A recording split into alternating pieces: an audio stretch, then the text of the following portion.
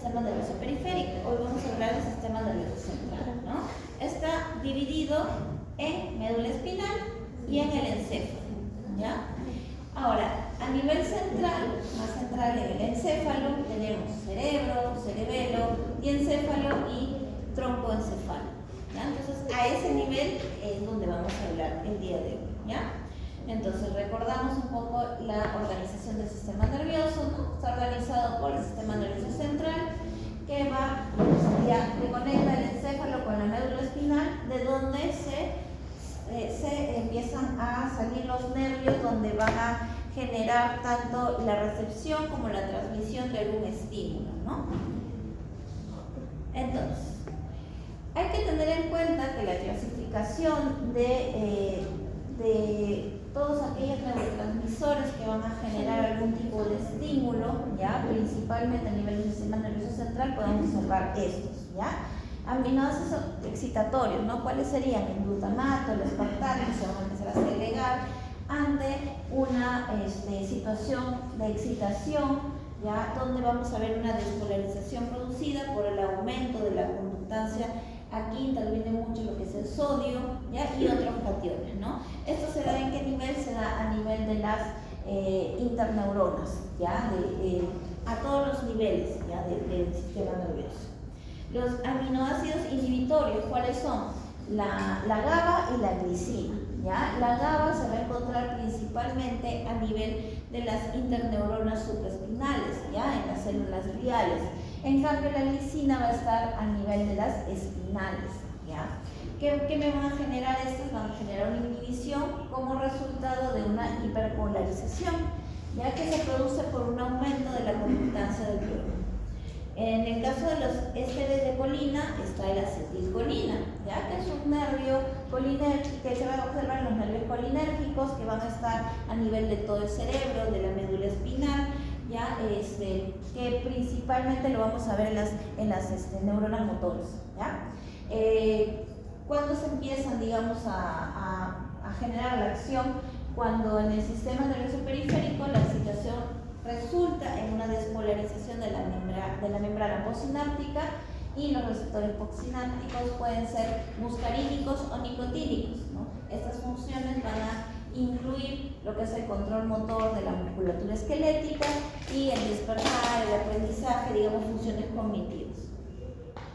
Ahora, otras monoaminas, ya que también se segregan, la noradrenalina, la adrenalina, la dopamina y la 5-hidroxitriptamina, ¿no?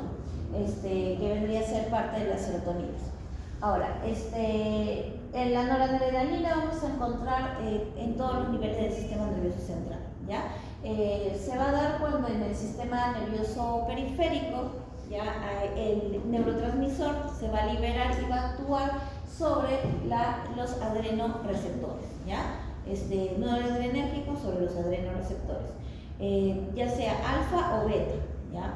Y a nivel pre y postsináptico, ¿ya? Ahí vamos a encontrar que los receptores pueden estar en ambos, ¿ya? Lo cual podría incluso hacer que se genere un feedback negativo para producir mayor cantidad de neurotransmisores. Eso lo vamos a ver, por ejemplo, cuando veamos las situaciones de los alfa-2.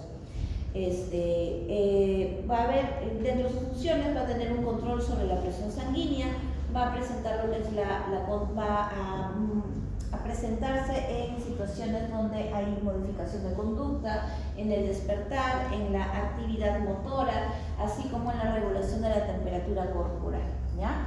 En el caso de la adrenalina, vamos a encontrarlo, se va a segregar principalmente a nivel del cerebro medio, en el tronco espinal, hasta el diencéfalo, ¿no?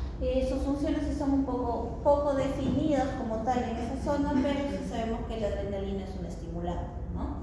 En el caso de la dopamina lo vas a encontrar en todos los niveles del sistema nervioso central, va a generar conexiones cortas, medianas y largas, ¿ya? Va a estimular a los receptores postsinápticos, ya, a nivel de la D1, la D2, la D3, la D4 y la D5, ¿no? Siendo quizás los que más vamos a ver dentro de los fármacos en la clase, la D1, la D2 y la D3, ¿ya? Que son los más estudiados.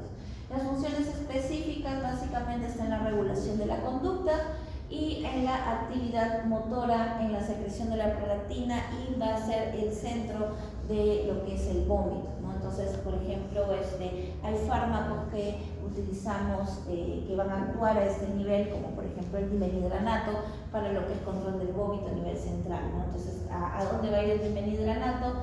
Al receptor D1, ¿no? Que es receptor dopaminérgico.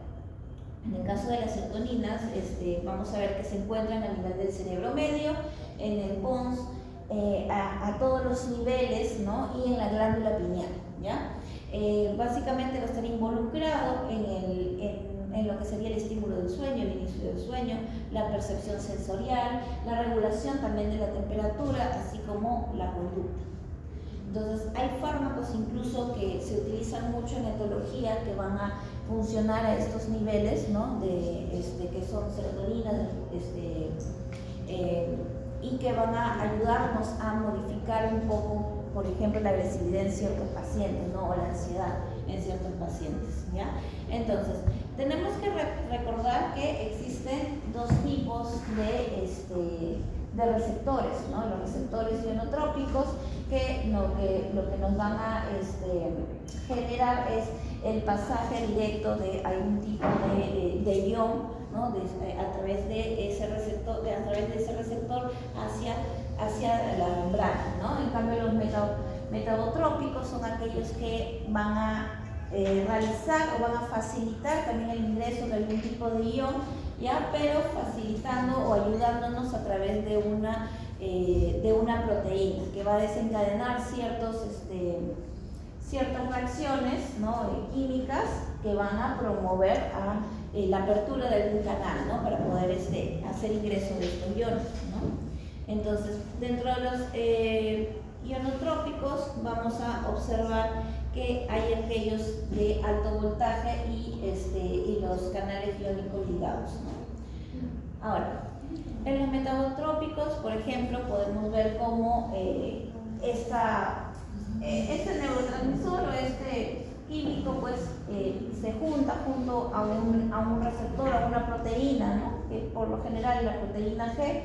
Esto va a generar que quizás dentro de sus subunidades, una de ellas se desplace, ¿no? En este proceso se va a generar ATP va a estimular a la activación del AMP cíclico, y esto por consiguiente va a generar que a través de una enzima se active el canal, genere la apertura y empiecen a pasar los iones que, en este caso, dependiendo de donde se ubica, empieza a ingresar, sea cloro, sea sodio, sea potasio, ¿no? Dependiendo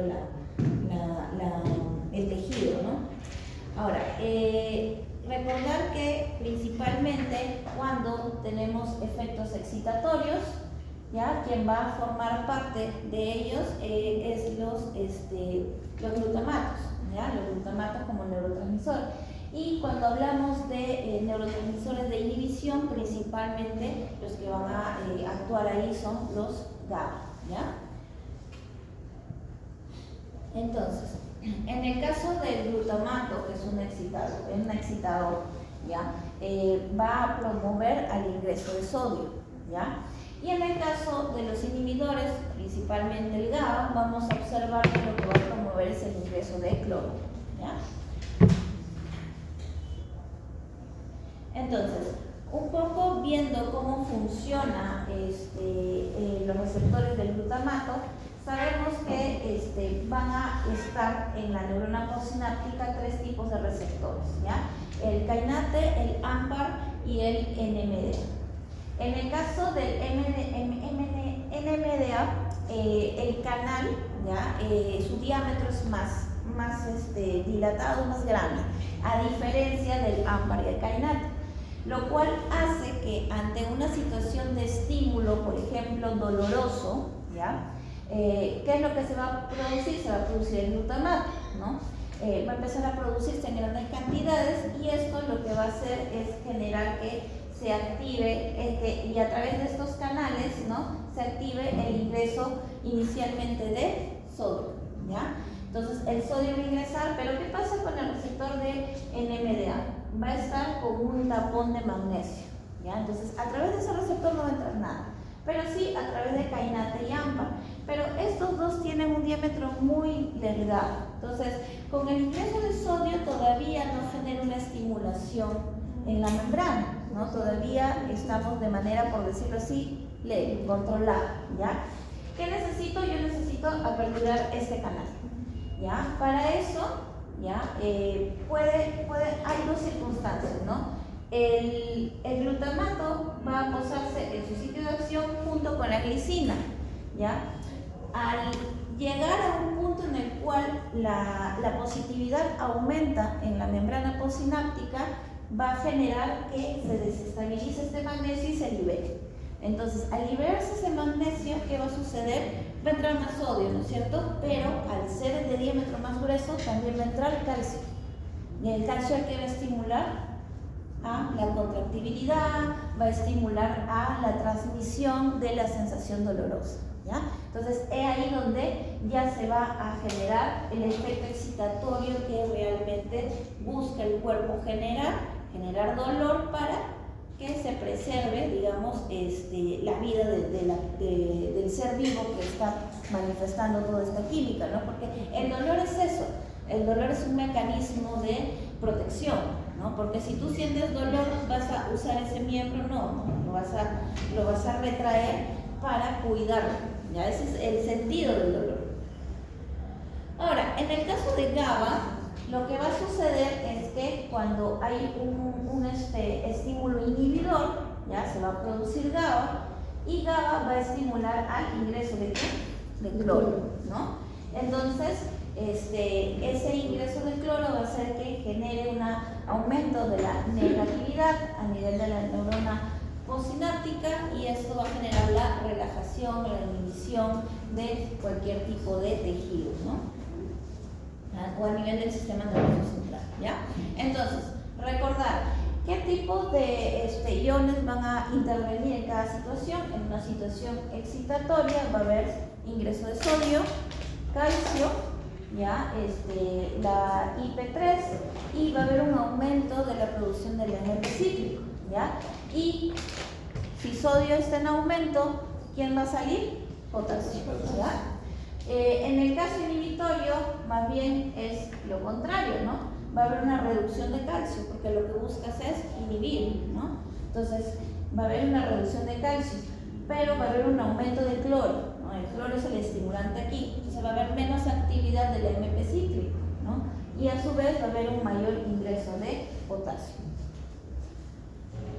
Entonces, vemos que a nivel... Entonces, a nivel de los neurotransmisores y sus receptores, digamos que los más importantes que vamos a observar son estos, ¿no? La acetilcolina, la GABA, ¿ya? Que principalmente van a generar, y la serotonina, que van a generar un efecto inhibitorio, ¿no? Ahora, los que van a generar un efecto excitatorio: norepinefrina, dopamina, histamina y glutamato, ¿no? La histamina se activa muchas veces cuando tenemos algún proceso de hiperactividad inmunológica, ¿no? Como un mecanismo de defensa ante algún alergeno, ¿ya? Y los receptores que van a tomar parte de, ¿ya? Vamos a observar que son la dopaminérgico 1, muscaríngico 1, los receptores de acetilcolina, los serotonérgicos, los receptores H1, alfa 1, los receptores mu, kappa y delta, ¿no? De los receptores mismos que van a intervenir, digamos, a la hora de querer yo utilizar un opioide, por ejemplo, ¿ya? El NMDA, el AMPA, la beta 1, la GABA y el cainate. Bueno, y la glicina se me había escondido, ¿no? La glicina, que también tiene un efecto inhibidor igual que la GABA. ¿Ya? Y bueno, los opioides, me parece raro que no son los opioides que van a tener una afinidad con los receptores mu, kappa y delta. Muy bien, entonces aquí por ejemplo podemos ver un poco de eso, ¿no? Cuando tenemos los receptores adrenérgicos, ¿no? Van a intervenir alfa 1, que también están subdivididos ya en A y B, ¿no? En este caso alfa 1A, alfa 1B, alfa 1D, alfa 2A, alfa 2B, el alfa 2C y beta 1, 2 y 3, ¿ya?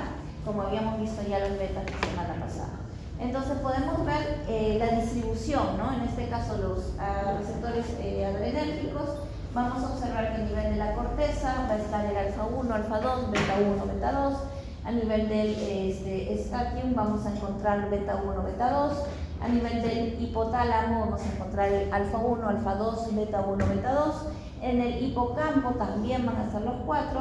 Sistema nervioso central, a nivel vamos a encontrar alfa 1 y beta 1, ¿ya? Y en el cerebelo también vamos a encontrar los 4, ¿ya? Cuando hablamos de los receptores dopaminérgicos, en este caso estamos hablando principalmente de dopaminérgico 1, dopaminérgico 2, ¿ya? En los cuales vamos a encontrar dopaminérgico 1 que se asocia con el D5, que no está tan estudiado. En el caso del D2 se va a asociar con el D2, D3 y D4, pero también el D4 no está muy estudiado. Básicamente los fármacos que más están estudiados y que más utilizamos en veterinaria van a ser del D1, D2 y D3, ¿ya? Entonces podemos ver que en la corteza se encuentra D1, D2, D4 y D5. A nivel del estrato dorsal vamos a encontrar el D1, D2, D5. En el hipocampo vamos a encontrar el D1, D2, D4, D5. En el hipotálamo también vamos a encontrar los mismos, ¿no? Y a nivel del control del vómito, del centro del vómito, vamos a encontrar D2, D3 y D5. Ahora, cuando hablamos que en el sistema nervioso central es más sensible que cualquier otro sistema, según el efecto de los fármacos, es la diferencia que podemos observar, ¿ya? Con referente a los vasos sanguíneos que se encuentran en el cerebro, ¿no? Ya que podemos observar que a nivel de otros vasos sanguíneos o los vasos sanguíneos normales van a tener ciertos pasajes como si fueran porosidad y que van a dar una mayor facilidad de ingreso, ¿no? Incluso la sustancia es un poco más liposoluble a nivel interno, ¿no? En cambio vamos a ver que hay ciertas glías, ¿no? Ciertas neuronas que van a proteger o van a rodear el vaso sanguíneo a nivel central, ¿no? Lo cual hace que vaya a ser necesario algún tipo de transporte que transfiera, por lo general proteínas, ya que van a ayudar en el transporte para transgredir esta protección de las neuronas y puede ingresar a los vasos sanguíneos, ¿ya?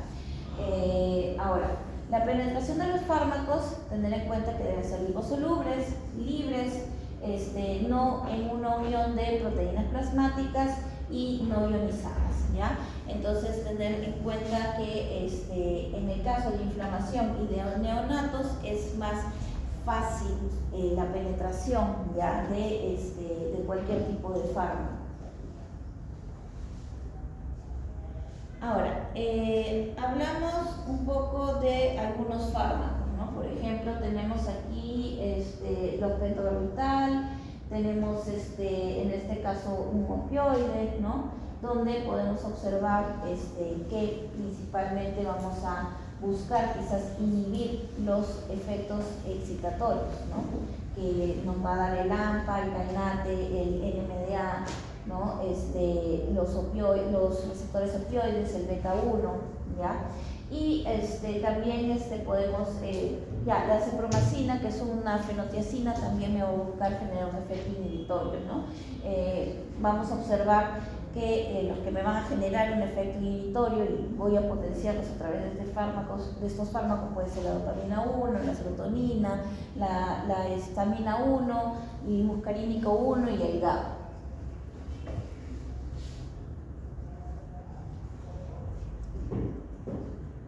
Entonces, por ejemplo, ¿no?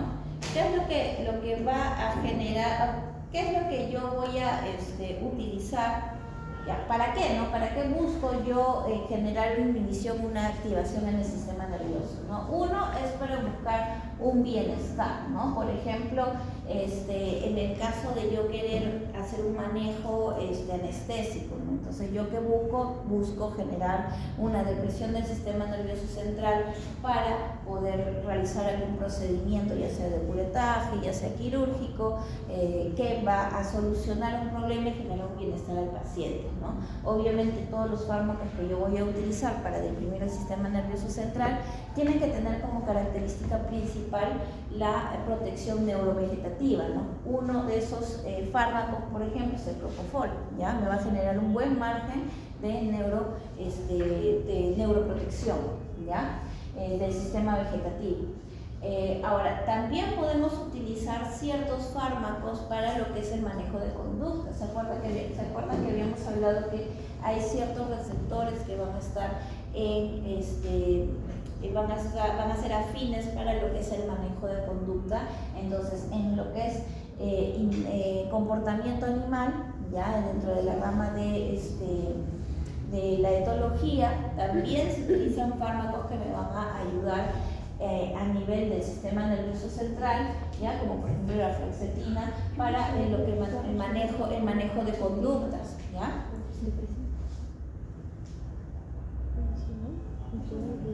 Sobre todo en gatos se usa bastante para reducir estrés. En manejo de clínica se usa bastante, digamos, de una manera más común, ¿no? Ahora, cuando hablamos de depresores generales, estamos hablando de aquellos fármacos que van a generar una depresión a nivel central, pero para todo el cuerpo, ¿no? ¿Quiénes están ahí involucrados? Los anestésicos generales, ¿ya? Que pueden estar a su vez divididos en inhalatorios, que son los halogenados principalmente, que son lo que nosotros usamos, isoflurano y sevoflurano. En el caso de inyectables podemos tener pentobarbital, el propofol, el etomidato, ¿no? Hay diferentes tipos de fármacos que me van a generar una inhibición general, ¿ya? A nivel de depresores selectivos, son aquellos que van a generar una depresión, pero de manera selectiva, o sea, no te van a generar una hipnosis, un sueño artificial, sino te van a generar una tranquilización, o sea, como que te lo van a desconectar a medias al paciente, ¿no? Ahí están ingresando los anticonvulsivantes, ¿ya? Porque aquí en los depresores selectivos no se está generando la inconsciencia. En cambio, en un depresor general sí generas la inconsciencia del ser vivo. Entonces, volviendo a los depresores selectivos, ¿no? Tenemos los anticonvulsivantes, los sedantes, los tranquilizantes, ¿ya?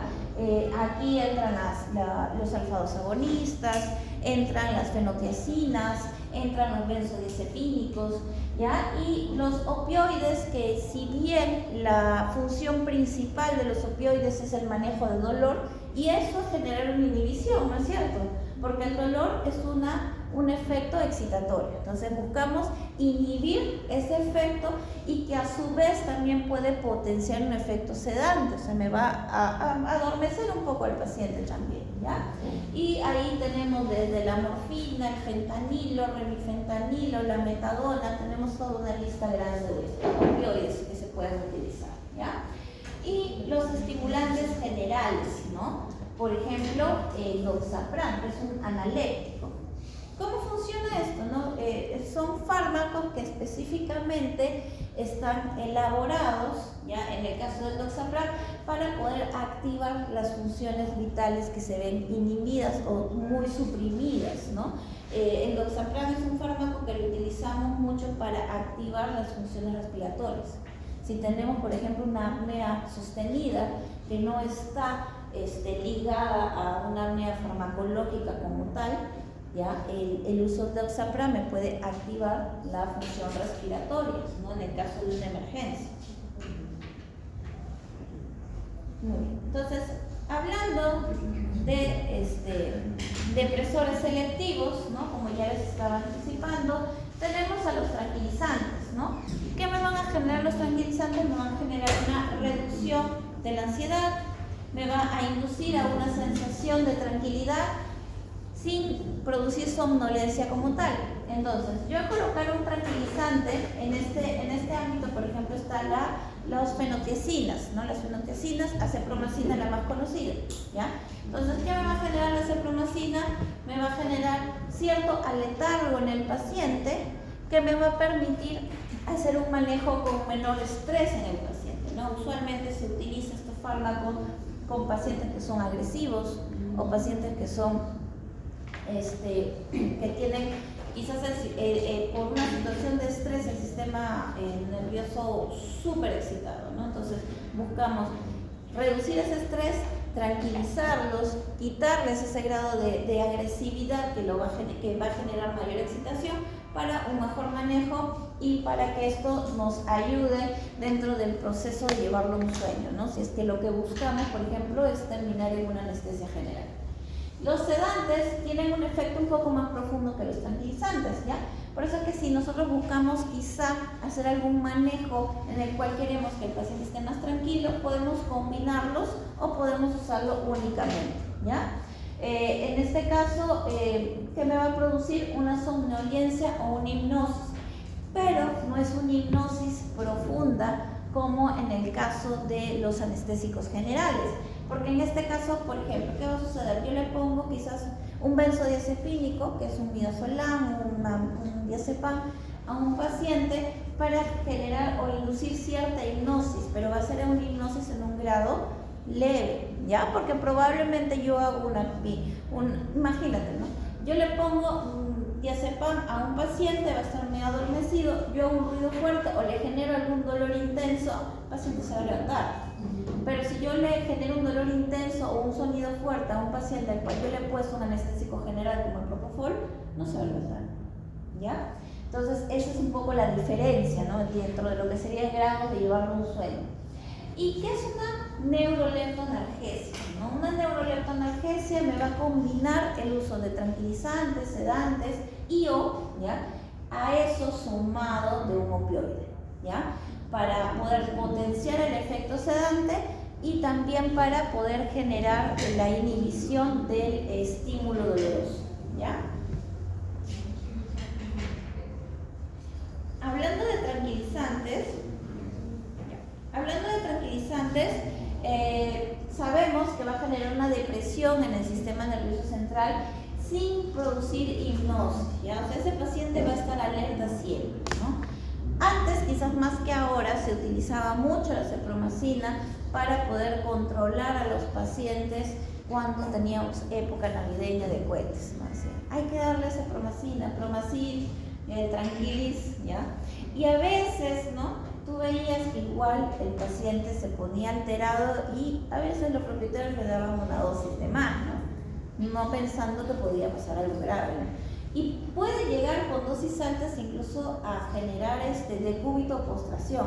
O sea, tú ves al perro como si estuviera totalmente dormido, pero hazle esto en la mesa. Está durmiendo. Hagan esto en la mesa, me encanta hacer eso en esta clase. Ya, hacen esto en la mesa y el perro, de lo que tú lo ves que está prácticamente dormido, porque tú lo jalas todo, el perro no se mueve, se levanta. ¿Ya? Entonces ahí te das cuenta que el perro no está hipnotizado, sino que está sumamente relajado, ¿ya? Eso es lo que genera esos tranquilizantes, ¿ya? Obviamente el efecto residual que queda cuando generas una sobredosis puede ser de varios días, ¿no? Y no solamente me genera una inhibición a nivel central, ¿no? Bueno, fuera que solo duerma, sino también me puede generar cierto grado de hipotensión, entonces hay que tener un poco de cuidado con ello, ¿ya? No son analgésicos, ¿no? Entonces si ese perro que lo ves y lo jalas y no se mueve, le metes un pellizcón, ahí sí va a saltar, ¿ya? Son usados para lo que es una evaluación clínica en procedimientos indolentes, ¿ya? En animales indóciles, o sea que son agresivos, que no se permiten ni siquiera evaluar. Entonces, como van a estar tan aletargados, tú ya lo puedes manipular mientras que no sean situaciones dolorosas, ¿ya? Ahí tenemos, por ejemplo, el uso del butorfanol, ¿ya? El uso de la cepromacina. Podemos usar un alfa-2 agonista en una baja dosis para que funcione como un tranquilizante también, ¿ya? Y más que la silacina, incluso nos serviría más una dexmedetomidina, que es un selectivo más un alfa-2, ¿ya? Pero sí nos generan cierto grado de tranquilización.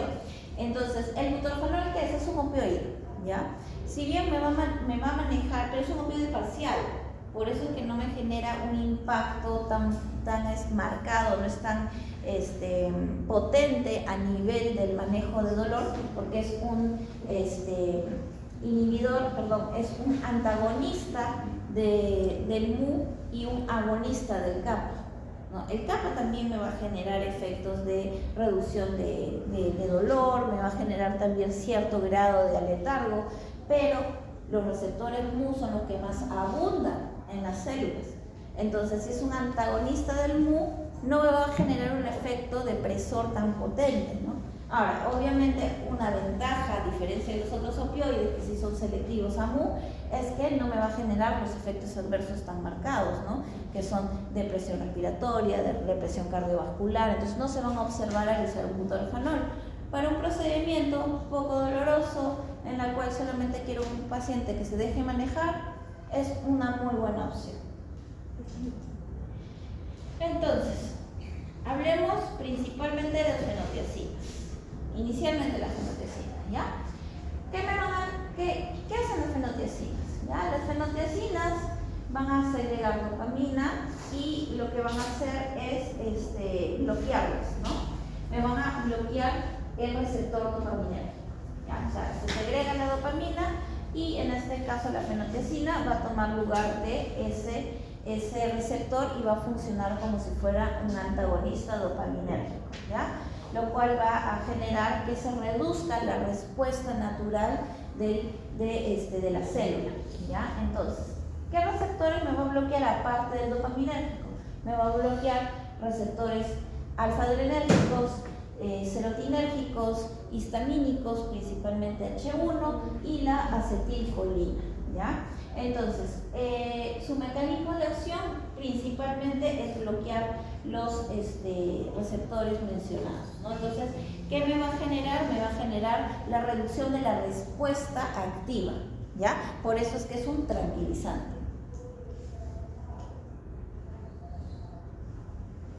Ay, no te quiero hacer. Se colgó. No sé por qué siempre se cuelga. Los analgésicos generales no reemplazan los efectos, o sea, los estímulos dolorosos. No hay una respuesta activa, pero sí hay una sensación. Ajá, que se traduce, digamos, ya no se llamaría dolor porque no es consciente, sino es una reacción propia de química fisiológica que se llama nociocepción. Por eso es que se agregan analgésicos en un sueño profundo, ya, para poder complementar mejor esa respuesta propia del estrés quirúrgico o el estrés fisiológico que se genera ante un estímulo doloroso. Ya, pero no hay conciencia. Entonces, esa es la diferencia. ¿Ya? A ver, en estas situaciones, ¿no? Por ejemplo, los caballos, ¿no? Los caballos son un gran ejemplo de una especie que no se deja manejar, ¿no? Es una especie bastante difícil, incluso para lo que son simples evaluaciones clínicas, ¿no? A veces los caballos no nos permiten hacer un trabajo adecuado, ¿no? ¿Qué se segrega en el cerebro de ese caballo, ¿no? Se genera adrenalina, dopamina, serotonina, histamina, acetilcolina, ¿no? Entonces, ese caballo pues está excitado al máximo, ¿no? Ante cualquier estímulo o cualquier situación rara que escape de su vida común, ¿no? Entonces, ¿qué puede haber? Puede haber excitación, puede haber agresividad, va a haber sudoración, ¿no? La sudoración también nos traduce el hecho de que el paciente esté muy excitado y evidentemente un aumento de la frecuencia cardíaca, ¿no? Entonces, para revertir un poco esos efectos, para bloquear, digamos, esos receptores, un fármaco que es bastante usado en equinos, la cepromacina. La cepromacina lo vamos a usar para bloquear esos efectos que se generan ante quizás una situación estresante. A ver, hablemos ahora exactamente qué sucede cuando bloqueamos las dopaminas, ¿ya? El receptor dopaminérgico. Entonces vamos a ver que principalmente vamos a tener una afinidad al receptor D2, ¿ya? Vamos a observar que se segrega la dopamina y una vez que ingresa estas fenotiacinas, van a tomar posición de los receptores dopaminérgico 2, ¿no? Que la dopamina sabemos que es un neurotransmisor que va a generar excitación. Ahora, hablando de los receptores alfa, vamos a interferir o digamos bloquear los receptores alfa 1, ¿ya? ¿Qué efectos adversos me puede llevar el bloquearlo? Que me puede generar una hipotensión y una bradicardia quizás bastante marcada, ya que recordemos que los alfa 2 no solamente los podemos encontrar a nivel central, sino lo vamos a encontrar a nivel de la vasculatura, ¿no? Y lo cual puede generarnos una vasodilatación que se va a traducir en una hipotensión, ¿no? También a su vez están dentro de lo que es los nodos, ya tanto sinoauricular como atrioventricular, ¿ya? Y eso me va a generar el control del mecanismo cardíaco, ¿no? Lo cual va a hacer que empiece a reducir, ¿no? la motilidad de ello, ¿no? Y me va a traducir en una bradicardia, ¿ya? Entonces, esto es lo que se traduce cuando hay un estímulo como cuando hay un bloqueo de este receptor, que es el alfa 1. ¿No? Entonces aquí por ejemplo podemos observar un poco mejor, ¿no? Cómo se traduce a nivel de la vasculatura sanguínea, ¿no? Sabemos que el vaso sanguíneo, cuando hay vasodilatación, ya lo habíamos hablado en la clase anterior, ¿qué va a pasar? El vaso sanguíneo es como que va a crecer, ¿no? ¿Ya? Y la cantidad de sangre no va a reducir, pero al haber en comparación menos cantidad de sangre para el vaso que ahora es más ancho, va a parecer que hay menos sangre, va a generar menos presión, y la presión que la sangre ejerce el vaso sanguíneo se traduce en lo que es presión sanguínea, ¿no es cierto? Entonces va a haber una reducción de esa presión, ¿ya? Por eso es importante conocer estos efectos de estos fármacos, porque muchas veces nosotros combinamos los fármacos, usamos un tranquilizante, un benzodiazepínico, ¿no? Porque la búsqueda de las combinaciones es reducir estos efectos adversos, ¿no? Ya, yo puedo usar menos acepromacina si lo combino con otro fármaco que también me genera depresión y que quizás no me afecta tanto a nivel vascular y no se va a traducir en una hipotensión tan marcada, ¿ya? Pero lamentablemente casi todos los fármacos que utilizamos para anestesio generan hipotensión. Entonces, es ahí el reto, ¿no? O sea, el reto de saber cómo combinarlos y qué monitoreo yo debo seguir para evitar que esto se haga de manera sostenida y perjudique la fisiología natural. Cuando bloqueamos la acetilcolina, ¿no? Hablando, digamos, a nivel urinario, ¿no? Va a reducir la función motora, a nivel reproductivo es esto. Reducir la función motora muscular del retractor del pene, ¿no? Entonces, si me va a bloquear, o sea, la acetilcolina que me genera la contracción de este músculo retractor, ¿no? Cuando yo lo bloqueo, voy a generar la relajación y la protrusión del pene, ¿ya? Por eso es muy frecuente ver priapismo en caballos cuando se les coloca acepromacina, ¿ya? ¿Por qué? Porque me va a bloquear al receptor acetilcolina, ¿sí? ¿Ya? Aquí podemos ver en el músculo, ¿ya? En el músculo retractor, ahí es donde se va a estar el receptor de acetilcolina y ahí es donde lo va a antagonizar la fenotresina. Muy bien. ¿Ya? Entonces aquí también nos explica un poco eso, ¿no? Entonces, ¿qué va a hacer la acepromacina? Me va a bloquear al receptor colinérgico, o sea, va a impedir que la acetilcolina sea afín y se coloque en ese receptor y me va a generar la relajación peniana, ¿ya? Entonces, ¿qué vamos a observar ante ello? Cuando hay una relajación, ¿quién es el que sale? Sale el calcio, ¿no? Y si sale el calcio, ¿qué pasa con la miosina, la actina? Se separan. Ajá, se separan. Al separarse genera relajación del músculo. Ahora, los tranquilizantes se pueden utilizar en diversas circunstancias. Una de ellas como preanestésico, donde quizás lo utilizamos un poco más, ¿ya? Tener en cuenta que hay que dejar al paciente en un ambiente tranquilo por unos 15 minutos, ¿no? Para ver su efecto. Porque usualmente un tranquilizante es usado principalmente por vía intramuscular, por vía nasal, ya que si nosotros buscamos controlar a un paciente que es incontrolable, va a ser muy difícil que le puedas poner un catéter venoso, ¿ya? Pero también, si ya lo tiene puesto, por ejemplo, se lo puedes colocar, ¿no? Es un paciente que no puedes sacar de la jaula, ¿ya? Es un paciente que está internado, hay pacientes que son así.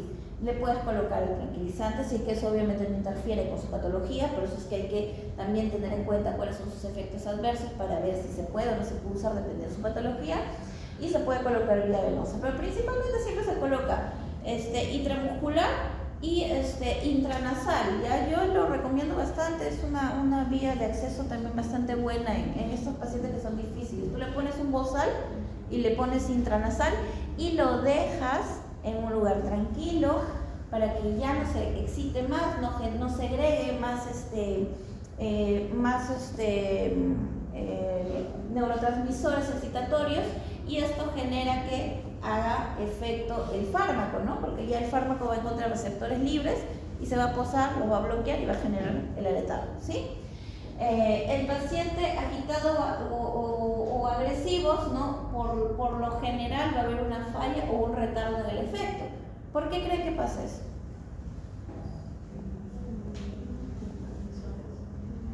Por ahí escuché.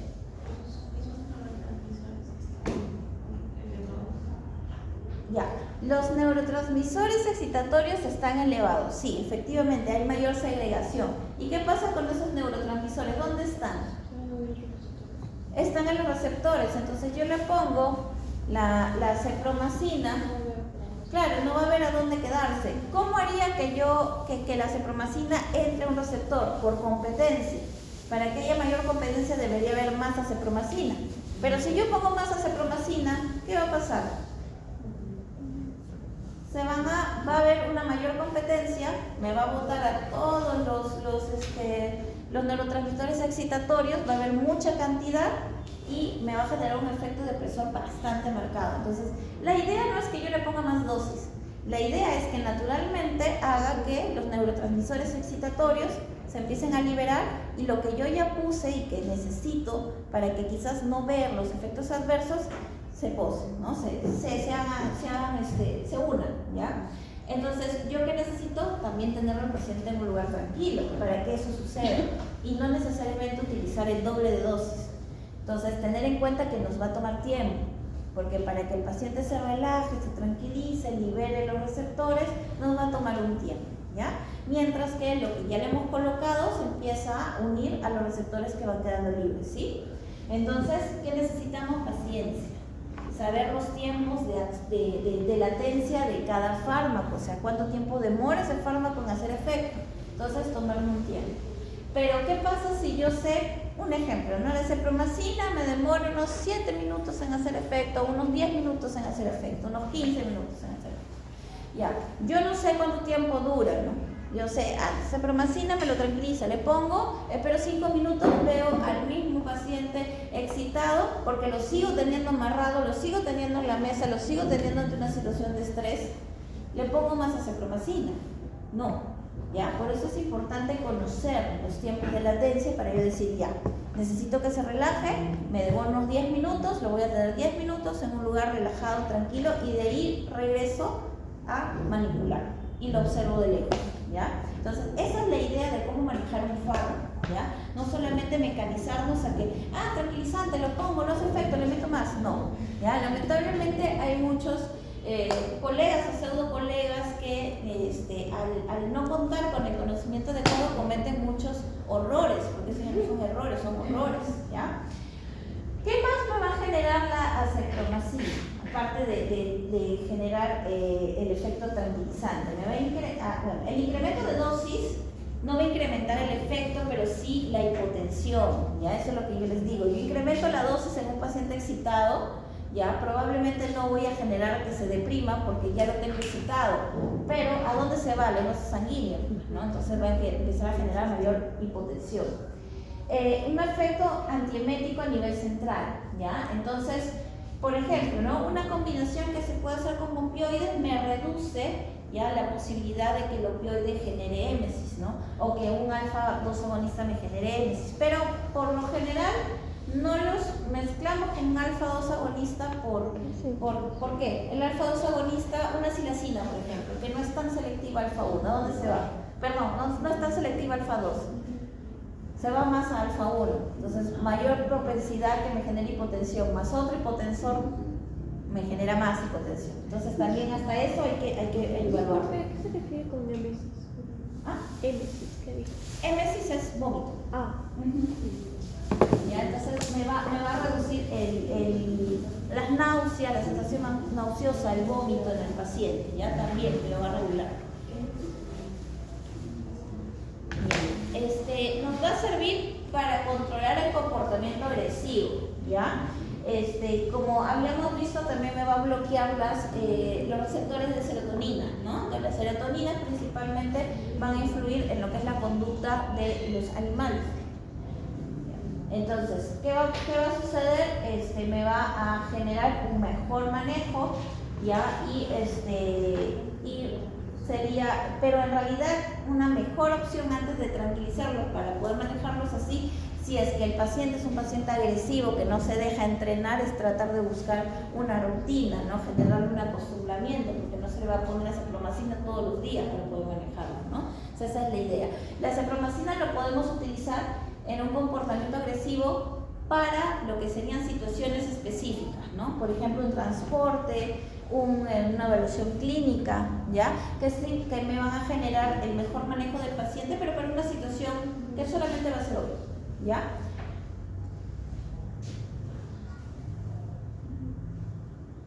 Como les decía, también lo podemos usar en el transporte, ¿no? Hay algunos caballos que a veces, incluso algunos vacunos, ¿no? Que los llevas a transportar y el encierro, el estar hacinados con otros animales de la misma especie, los estresa, el movimiento, ¿no? Y hace que quizás si tienen un temperamento muy nervioso, genere mayor agresividad. Entonces ahí también nos ayuda para el transporte, ¿no? Y bueno, una imagen más gráfica de lo que es el priapismo, ¿no? Aquí podemos observar que los efectos a una dosis de 0.05 ya me van a generar una calma en el paciente, pero a su vez también me van a generar el priapismo, ¿ya? Lo cual hay que estar vigilante para que no se genere ninguna situación adversa. Ahora, aversión al ruido.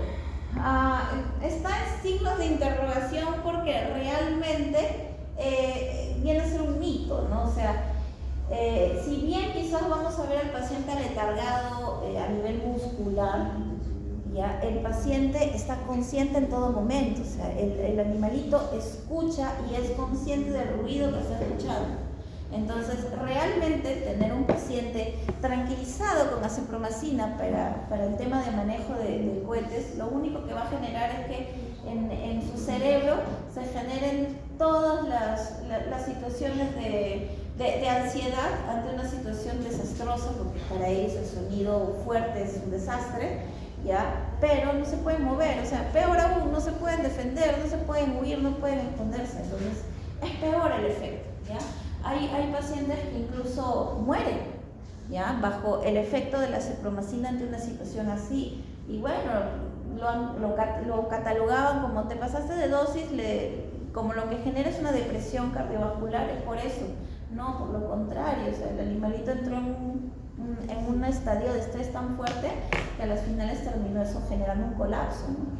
Entonces tener en cuenta eso, ¿no? O sea, lo que se va a generar es un bloqueo de la habilidad muscular, pero no se va a generar un bloqueo de lo que es la conciencia. El paciente está consciente en todo momento y más bien hay un aumento de la sensibilidad al ruido, ¿ya? Por esos fármacos que ya no se utilizan. Ahora, ¿qué puedo utilizar en un paciente que yo quiero que se mantenga en calma? ¿Ya? Puedo utilizar fármacos que me van a bloquear receptores estimulantes, pero que no me generan depresión, ¿ya? Y, por ejemplo, si yo busco que no se estimule la dopamina. Entonces voy a tener un paciente en un estado de calma, ¿no? Que eso me puede generar, por ejemplo, la dexmedetomidina, que es un fármaco que está más ligado al alfa-2, ¿no? Y esto genera que el alfa-2 haga un feedback negativo para evitarme la segregación de dopamina. ¿Ya? Esa es una alternativa más saludable para el paciente. Ahora, efectos adversos de las fenoticinas, ¿ya?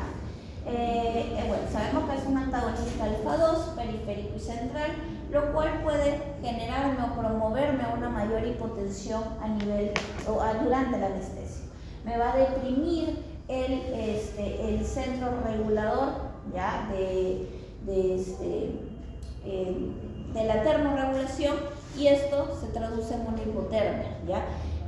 Bastante cuidado con ello, porque de por sí en una anestesia, ¿ya? El tiempo de uso de la anestesia genera reducción de temperatura, ¿no? Se sabe por estudios que a la primera hora puede haber una reducción de 1 o 1,5 grados de temperatura a la primera hora de anestesia, ¿ya?